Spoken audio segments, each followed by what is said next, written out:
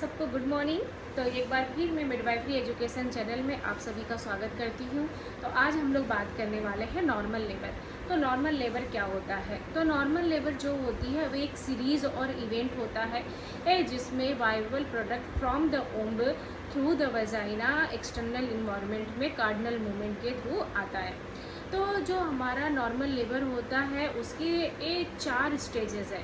तो जो इसका पहला स्टेज है वो ट्रू लेबर पेन से till full dilatation of the cervix तक जो होता है, ये इसका पहला स्टेज करते हैं हम लोग। और जो सेकेंड स्टेज है, जो दूसरा स्टेज होता है, उसमें फुल डायलेटेशन से लेके बेबी को आउट होने तक हम लोग दूसरा स्टेज बोलते हैं। और जो तीसरा स्टेज होता है बेबी आउट से till placenta and membrane out होने तक हम उसको तीसरा स्टेज बोलते हैं। और जो चौथा स्टेज होता है उसमें डिलीवरी के 2 आवर्स तक हम लोग उसको चौथा स्टेज बोलते हैं।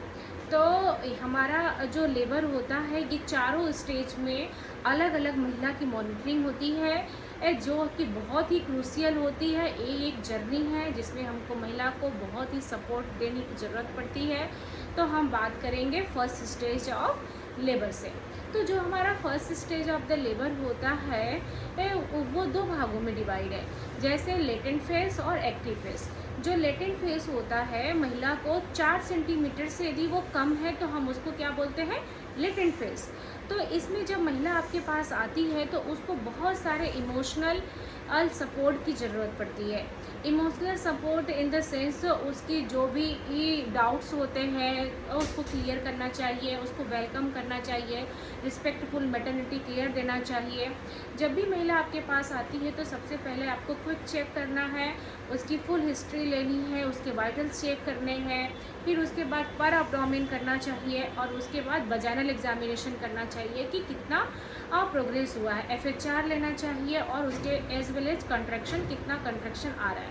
तो इसके आधार पर हम डिसाइड करते हैं कि महिला लेटेंट फेस में है या एक्टिव फेस में है। तो अभी हमारी मदर जो है वो लेटेंट फेस में है, जबकि वो 4 सेंटीमीटर से कम है और 2 to 3 कॉन्ट्रैक्शन आ रहा है उसको माइल्ड। तो ऐसे महिला को हम लोग क्या करते हैं कि फुल इन्फॉर्मेशन देते हैं कि full information regarding all the MLCU environment, जो भी उसको डिलीवरी के लिए नीड है, जो भी उसके क्वेश्चंस हैं, क्या उसको खाना है, क्या उसको पीना है, हर एक चीज़ के बारे में एक्सप्लेन करते हैं। जो भी उसके टेस्ट नहीं हुए हैं वो टेस्ट उसको करवाने के लिए सजेस्ट करते हैं और उसकी choice of the birth companion उसके साथ हम रखने के लिए इंक्रीज करते हैं।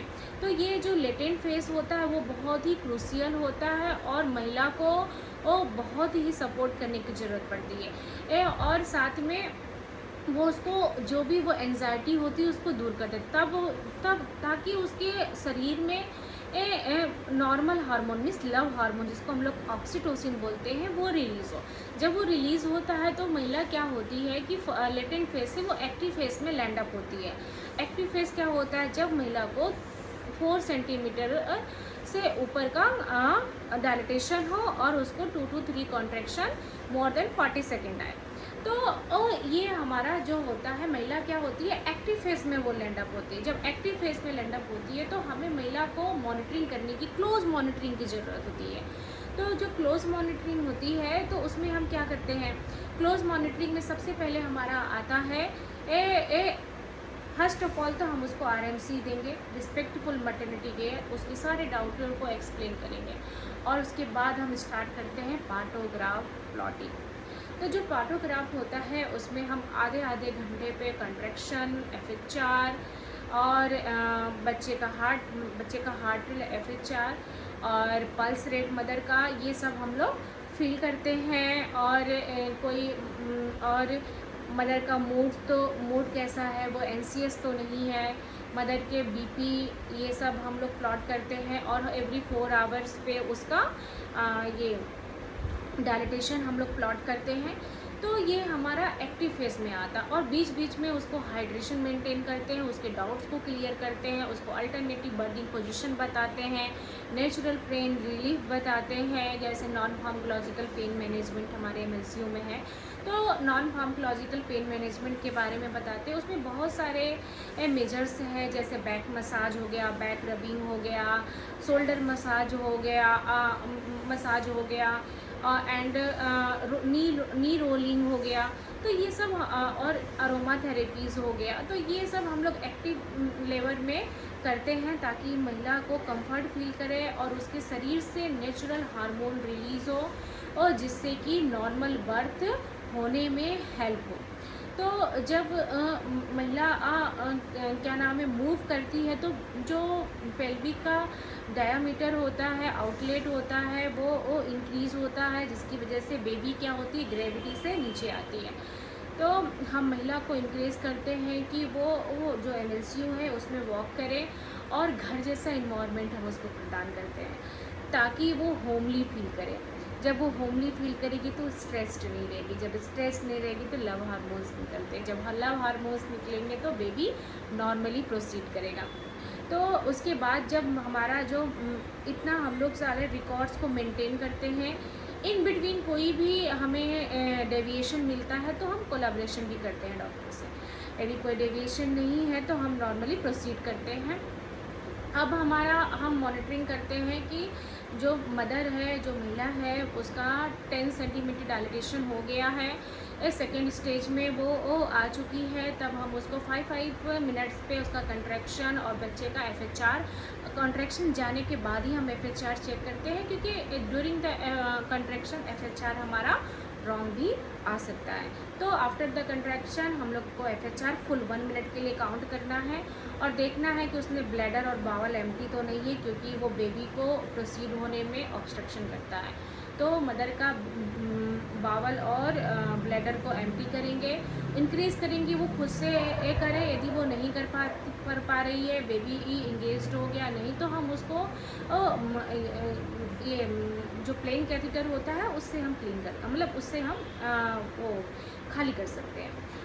उसके बाद हम बेबी को आने के लिए एक्सटर्नल साइन देखते हैं कि जो बेबी हमारा आता है, एक्सटर्नल साइन का जैसे screaming of the woman and sweating of the woman, वल्बल गैपिंग, एनल पॉटिंग, ये सब एक्सटर्नल साइन है। Without PV you can know, हम लोग जान जाते हैं कि महिला को वो दर्द होने वाला है और बेबी आने वाला है।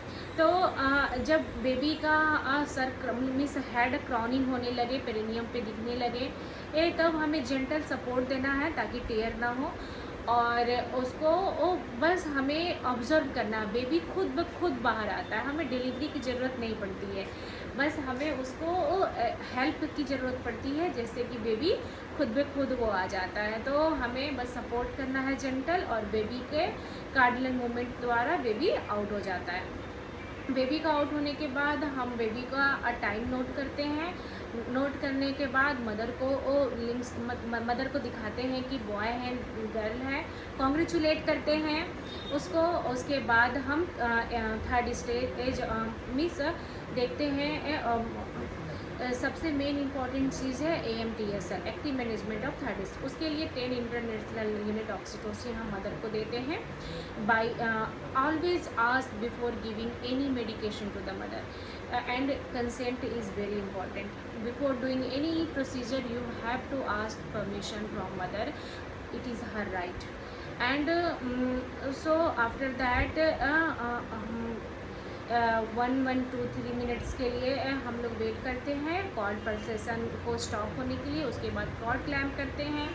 कॉर्ड क्लैम्प करने के बाद बेबी कॉर्ड क्लैम्प कर भी सकते हैं, और without clamp also when cord is increasing baby crawl will happen, and baby will go itself to mother abdomen and to reach her food and his food to breastfeeding crawl through the crawl, and AMTSL done, and third stage labor is complete, and essential newborn care will start.